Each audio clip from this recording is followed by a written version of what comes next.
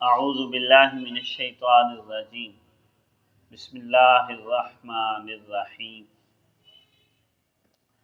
وَإِذْ قَالَ مُوسَىٰ لِقَوْمِهِ إِنَّ اللَّهَ يَأْمُرُكُمْ أَن تَذْبَحُوا بَقَرَةً قَالُوا أَتَتَّخِذُنَا هُزُوًا قَالَ أَعُوذُ بِاللَّهِ أَنْ أَكُونَ مِنَ الْجَاهِلِينَ قَالُوا ادْعُ لَنَا رَبَّكَ يُبَيِّن لَنَا مَا هِيَ قال إنه يقول إنها بقرة لا فارض ولا بكر عوان بين ذلك فافعلوا ما تؤمرون قال ادع لنا ربك يبين لنا ما لونها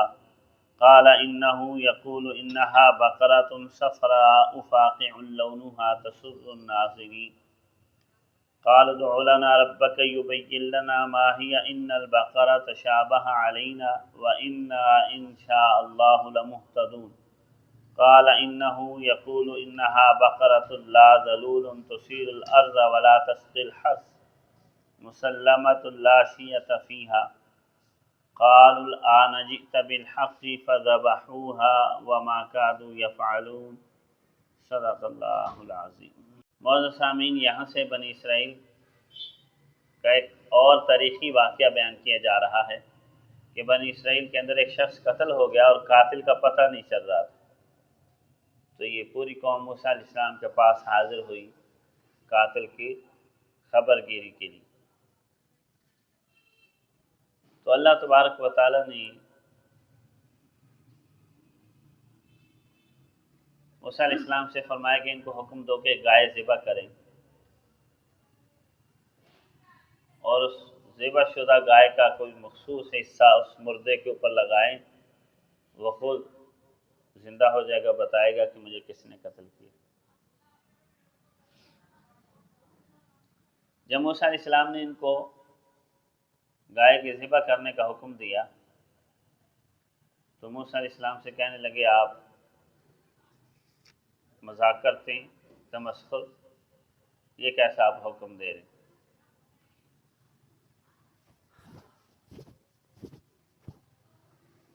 اصل میں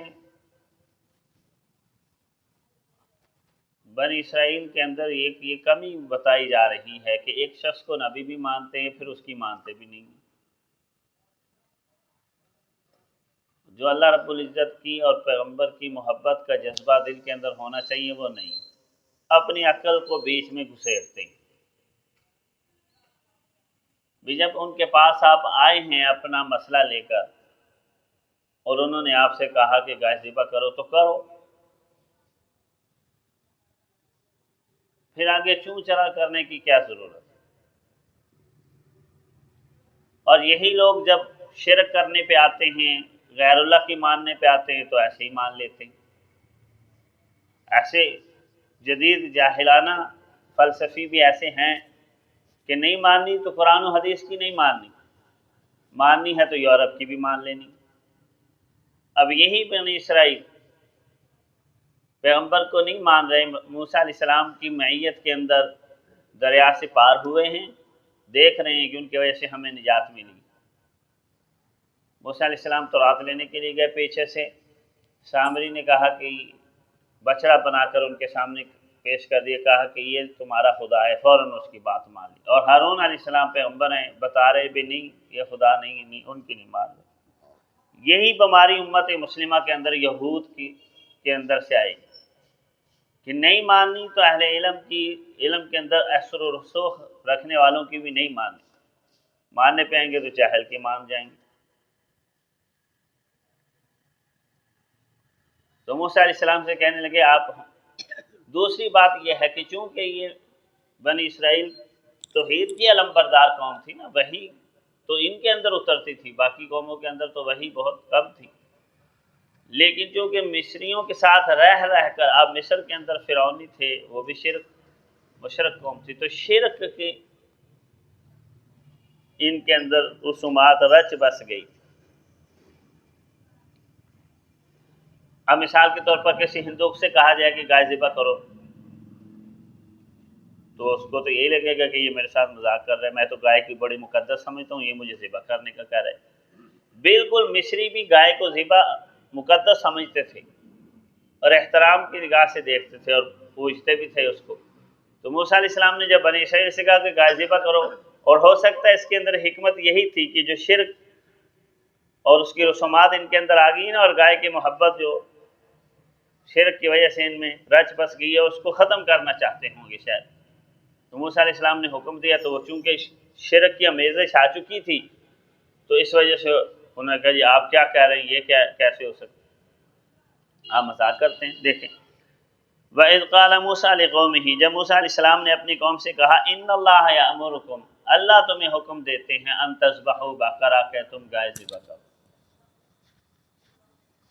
قالوا، تو بنی اسرائیل کہنے لگے أَتَتَّخِذُونَا هُزُوًا، کیا آپ ہم سے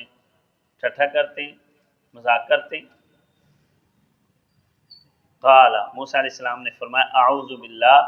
میں اللہ کی پناہ چاہتا ہوں، ان اکون من الجاہلین، کہ میں جاہلوں میں سے ہوں۔ جاہل کسے کہتے ہیں؟ جاہل کہتے ہیں جو کام کو اس کے ترتیب سے ہٹ کر کرے، اسے جاہل کہتے ہیں۔ ایک ترتیب سے ایک کام کرنا ہوتا ہے نا، تو جب اس ترتیب سے کام نہیں ہوتا لوگ دوسرے یا پاگل ہے تو جاہل ہے، تینوں پتہ نہیں کام کدھر کرے، جہالت اسے کہتے ہیں۔ اب موسیٰ علیہ السلام یہاں یہی فرما رہے ہیں کہ میں کوئی بے ترتیب کام کرتا نہیں ہوں، پیغمبر ہوں، میں جاہل نہیں ہوں۔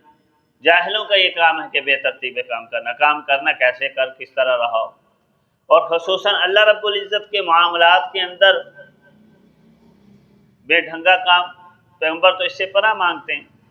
شریعت مطہرہ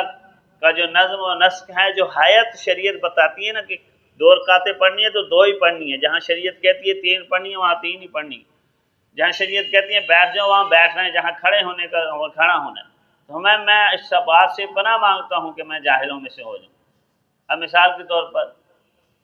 شریعت کہتی ہے زوال کے وقت نماز نہیں پڑھنی، اب کوئی آ کر زوال کے وقت نماز پڑھنے لگ جائے تو اسے جاہل ہی کہیں گے یا کہیں گے کہ بڑا عبادت گزار ہے؟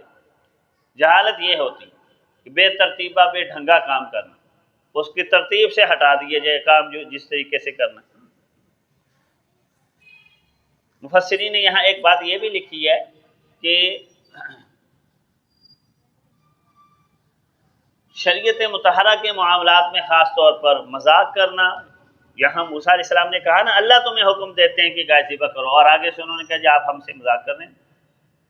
تو فرمایا مذاق کرنے کے لیے اللہ کی ذات ہی رہ گئی ہے، میں جو تمہیں کہہ رہا ہوں کہ اللہ تعالیٰ حکم دے رہے ہیں اور میں گویا کہ اللہ کا نام لے کر مذاق بناؤں اور اللہ رب العزت کی طرف غلط چیز کی نسبت کروں، اس سے بڑھ کر اور کیا جہالت ہوگی۔ تو شریعت مطہرہ کے معاملات کے اندر مذاق کرنا اور اس کو کمتر سمجھنا یہ جہالت ہے اور بہت بڑا گناہ ہے، اور موسیٰ علیہ السلام جیسے پیغمبر اس سے پناہ مانگ رہے ہیں۔ اب ان کو پتہ چل گیا کہ نہیں یہ کوئی مذاق نہیں ہے، یہ تو واقعی اللہ کا حکم ہے اور موسیٰ علیہ السلام اس پر ناراض ہو رہے ہیں۔ تو پھر آگے سے پوچھنے لگے آپ اپنے رب سے ہمارے لیے دعا کیجیے کہ وہ بتائے کس طرح کی گائے ہوگی۔ یہ بات یاد رکھیں، یہ جو دوسرا سوال انہوں نے کیا نا، اس سے بھی یہی پتہ چلتا ہے کہ شرک ان کے اندر رچ بس چکا تھا۔ جو مشرک لوگ ہوتے ہیں نا، جب انہوں نے کچھ چڑھاوا چڑھانا ہوتا ہے نا تو اس کو اندر بڑی کوئی ادات لگاتے ہیں، بڑی قیدیں اور شرائط اس کے اندر رکھ دیتے ہیں، جی ایسے ہو، یہ ہو، وہ اٹھے پوٹھے سیدھے ہوندے رہندے، سیدھا ایک کام کر دو، تمہیں کہا ہے کہ گائے ذبح کرو، کوئی بھی گائے پکڑ کر کے ذبح کر دو، بس حکم پورا نہیں، ذرا اس کی تفصیلات بتائیں۔ ویسے مشرک مصر کے اندر شرک بھی تھا، گائے کو مقدس بھی سمجھتے تھے، لیکن اس کا چڑھاوا بھی بتوں کے نام چڑھا دیتے تھے، اور پھر جب چڑھاوا چڑھاتے تھے نا تو وہ گائے کیسی ہونی چاہیے، اس کا رنگ کیسا ہونا چاہیے، اس کا قد کاٹ کیسا ہونا چاہیے، وہ ساری چیزیں دیکھ کر پھر اس کو چڑھاتے تھے۔ تو اسی وجہ سے انہوں نے بھی سوال کر دیا کہ شاید کوئی مخصوص قسم کی گائے ہوگی۔ قالوا ادع لنا ربک یبین لنا ما ہی، کہنے لگے ہمارے لیے اپنے رب سے دعا کیجئے کہ وہ ہمیں واضح کر دے کہ وہ کیسی ہوگی، یا کس عمر کی ہوگی، ماہیہ، تو آگے اس کی عمر بتائی جا رہی ہے۔ قال انہ یقول انہا بقرۃ، موسیٰ علیہ السلام نے فرمایا کہ بے شک اللہ تعالیٰ کہتے ہیں ایک ایسی گائے ہے لا فارض ولا بک، جو نہ بوڑھی ہے اور نہ بالکل بچیا جیسی ہے، یعنی نہ بالکل لڑکپن کی عمر کی ہے نہ بالکل بوڑھے عمر کی، درمیانی عمر کی، اوان بین ذالک، درمیان والی۔ موسیٰ علیہ السلام نے پھر بتا کر کہا فَفَعَلُوا مَا تُؤْمَرُونَ، کر گزرو جو تمہیں حکم دیے جا رہے ہیں۔ مزید یہ کیوں کہا دوبارہ؟ مطلب یہی تھا کہ اور اب کوئی سوال نہ کرو، بس درمیانی قسم کی لے کر ذبح کرو۔ پھر پوچھنے لگ گئے ادھر رنگ کتنا دا ہو، رنگ دستی۔ قال ادع لنا ربک یبین لنا ما لونھا، کہنے لگے دعا کیجیے ہمارے لیے اپنے رب سے کہ وہ ہمارے لیے واضح کر دیں کہ اس کا رنگ کیسا ہو۔ بھی رنگ کو کیا کرنا ہے؟ اللہ تعالیٰ نے رنگ دیکھنا ہے؟ اللہ تبارک و تعالیٰ نے تو دیکھنا ہے کتنے اخلاص کے ساتھ عمل ہو رہا ہے۔ یہ رنگ ہو، اس کے اندر اتنی لکیریں ہوں، اتنے فٹ کا ہو، یہ ساری بدعات اور رسومات اور مشرک قوموں کے اندر یہ عادتیں ہوتی، ایداں ہوئے تھے ایداں ہوئے، اور رنگ کے اوپر ہی لڑنے جھگڑنے لگ جاتے۔ اصل چیز جو حکم ہوتا ہے اس کو نہیں دیکھتے، اور جو حاشیہ آرائی ہوتی ہے نا اس کو بڑا دیکھتے۔ قال موسیٰ علیہ السلام نے فرمایا انہ یقول انہا بقرۃ صفراء، کہ اللہ تعالیٰ فرماتے ہیں کہ وہ گائے زرد رنگ کی ہوگی، خالص زرد رنگ کی، لونہا تسر الناظرین، اس کا رنگ جو ہے نا دیکھنے والوں کو خوش کر دے گی، خوش منظر ہوگی، خوش نما ہوگی، ایک ہی رنگ والی ہوگی۔ اب اپنے لیے اور مشکلات ہی پیدا کرنی ہے نا، یہ جس قدر سوال کرتے جائیں گے، پہلے عمر، اب اس عمر کی ڈھونڈیں، اب پھر وہ اس طرح کا رنگ ڈھونڈے، پہلے تو آزادی تھی کوئی بھی رنگ ڈھونڈتے، اب اپنے لیے پھر مشکلات پیدا کرتے، پھر دوبارہ سوال کر لیا قال ادع لنا ربک یبین لنا ما ہی، کہنے لگے اپنے لیے ہمارے لیے اپنے رب سے دعا کیجئے وہ واضح کر دے ہمارے لیے مزید وہ کس طرح کی ہوگی، اور کچھ اس کی تفصیلات بیان کر دیجیے، اس کی صفات بیان کر دیجیے۔ ابھی پھر ان البقرہ تشابہ علینا، بے شک گائے ہمارے اوپر مشتبہ ہے، ابھی تک واضح نہیں ہوئی۔ تو موسیٰ علیہ السلام پھر ساتھ یہ کہا وَإِنَّا إِن شَاءَ اللَّهُ لَمُهْتَدُونَ، بے شک ہم انشاءاللہ اب راہیاب ہو جائیں گے۔ اب کی دفعہ اگر جو جواب آئے گا تو انشاءاللہ کہا اس دفعہ، تو مفسرین فرماتے ہیں تیسری دفعہ میں انشاءاللہ کہا تو پھر اگلی دفعہ میں سوال نہیں کیا، مطمئن ہو گئے، لیکن اپنے لیے مشکلات کھڑی کر دی۔ قال موسیٰ علیہ السلام نے کہا اس کی مزید صفات سن لیں، عمر بتا دی، رنگ بتا دیا، اب گائے ہوتی اب بھی نہیں پہچان ہو رہی، تو پھر فرمایا کہ انہو یقول، اللہ تعالیٰ فرماتے ہیں انہا بقرۃ، کہ وہ ایسی گائے ہو لا ذلول تصیر الارض، کہ اس کو زمین